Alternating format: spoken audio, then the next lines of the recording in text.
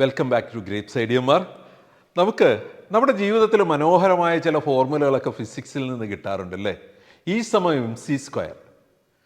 സ്കൂളിൽ പഠിച്ചിട്ടുണ്ട്, കോളേജിൽ പഠിച്ചിട്ടുണ്ട്, ചിലരിത് വളരെ വിശദമായി പഠിച്ചിട്ടുണ്ട്. അതിൽ നമുക്കറിയാം ഈ എനർജി മാസ് c ലൈറ്റിൻ്റെ സ്പീഡാണെന്നാണ് നമ്മൾ മനസ്സിലാക്കിയിരിക്കുന്നത് അല്ലേ. അപ്പോൾ അതൊരു കോൺസ്റ്റൻ്റ് ആണ്, ആ കോൺസ്റ്റൻ്റ് എടുത്ത് അപ്ലൈ ചെയ്താൽ മതി എന്നൊക്കെയാണ് നമ്മൾ പഠിച്ചിരിക്കുന്നത്. ആക്ച്വലി അത് ലൈറ്റിൻ്റെ സ്പീഡാണോ? നമ്മളിങ്ങനെ പഠിക്കുന്ന പല കാര്യങ്ങളിലും ചില വാക്കുകളൊക്കെ ഉപയോഗിക്കുമ്പോൾ നമ്മൾ അങ്ങനെ അങ്ങ് ചുമ്മാ ധരിച്ചു വെക്കും. അത് ലൈറ്റിൻ്റെ സ്പീഡൊന്നും അല്ല കേട്ടോ. അത് ഈ നമ്മുടെ യൂണിവേഴ്സിലെ സ്പീഡ് ലിമിറ്റാണ്. ആ സ്പീഡ് ലിമിറ്റ് കണ്ടുപിടിക്കാൻ ലൈറ്റ് സോഴ്സിനെ ഉപയോഗിച്ചു എന്നതുകൊണ്ടാണ് നമ്മളതിനെ ലൈറ്റ് സ്പീഡ് എന്ന് പറയുന്നത്. ലൈറ്റ് എന്ന് പറഞ്ഞത് ഇലക്ട്രോ മാഗ്നറ്റിക് വേവ്സ് ആയതുകൊണ്ട് ഏതൊരു ഇലക്ട്രോ മാഗ്നറ്റിക് വേവും ആ രീതിയിൽ തന്നെയാണ്, ആ ഒരു സ്പീഡിൽ തന്നെയാണ് മാക്സിമം റീച്ച് ചെയ്യുക. അപ്പോൾ നമുക്കൊരു തെറ്റിദ്ധാരണ ഉണ്ടാകും, ലൈറ്റ് എപ്പോഴും ഈ പറയുന്ന 3 ലക്ഷം കിലോമീറ്റർ എന്ന് പറഞ്ഞ ഒരു സ്പീഡിലാണ്, 3 ലക്ഷം കിലോമീറ്റർ പെർ സെക്കൻഡിലാണ് ലൈറ്റ് ട്രാവൽ ചെയ്യുന്നത്. ഒന്നുമല്ല.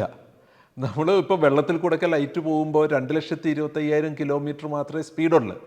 ഗ്ലാസ്സിൽ കയറുമ്പോൾ വീണ്ടും കുറഞ്ഞു. വജ്രത്തിലാണെങ്കിൽ 1,25,000 കിലോമീറ്റർ സ്പീഡിൽ മാത്രമേ ലൈറ്റിന് ട്രാവൽ ചെയ്യാൻ പറ്റൂ. അതായത് ലൈറ്റിൻ്റെ സ്പീഡ് കോൺസ്റ്റൻ്റ് ആണ് എന്ന് നമ്മൾ വെറുതെ ധരിക്കുന്നതല്ല. ലൈറ്റിൻ്റെ സ്പീഡൊന്നും കോൺസ്റ്റൻ്റ് അല്ല.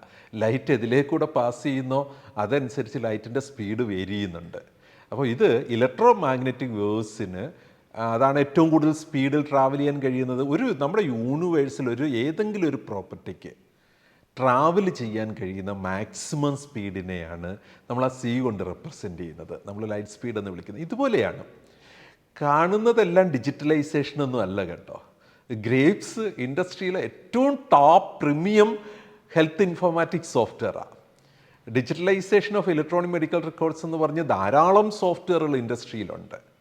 അപ്പോൾ നമുക്ക് ആ ഇൻഡസ്ട്രിയുടെ സ്പീഡുമായിട്ട് കണക്റ്റഡ് ആയിട്ട് ചിന്തിക്കണമെങ്കിൽ നമ്മളിപ്പോൾ ലൈറ്റ് മാത്രമല്ല എന്ന് പറഞ്ഞു, മാഗ്നറ്റിക് ഫീൽഡ്, നമ്മുടെ റേഡിയോ വേവ്സ്, ഇതെല്ലാം തന്നെ ഈ ഒരു കോൺസ്റ്റൻ്റ് റീച്ച് ചെയ്യാൻ കഴിയുന്നതാണ്. കാരണം ലൈറ്റ് ഒരു ഇലക്ട്രോ മാഗ്നറ്റിക് സ്പെക്ട്രത്തിൽപ്പെടുത്തുക, ആ സ്പെക്ട്രത്തിലുള്ള എല്ലാ വേവ്സിനും ഈ സ്പീഡ് റീച്ച് ചെയ്യാൻ പറ്റും.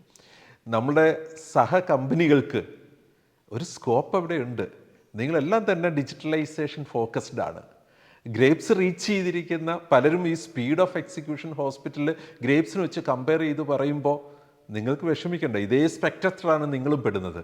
നിങ്ങൾക്കും ഈ ഒരു ഹെൽത്ത് ഇൻഫോർമാറ്റിക്സിൻ്റെ സ്പീഡിലേക്ക് എത്താനും നിങ്ങളുടെ ഹോസ്പിറ്റലുകളെ മാക്സിമം ഡിജിറ്റലൈസ് ചെയ്യാനും പോസിബിളാണ് കേട്ടോ.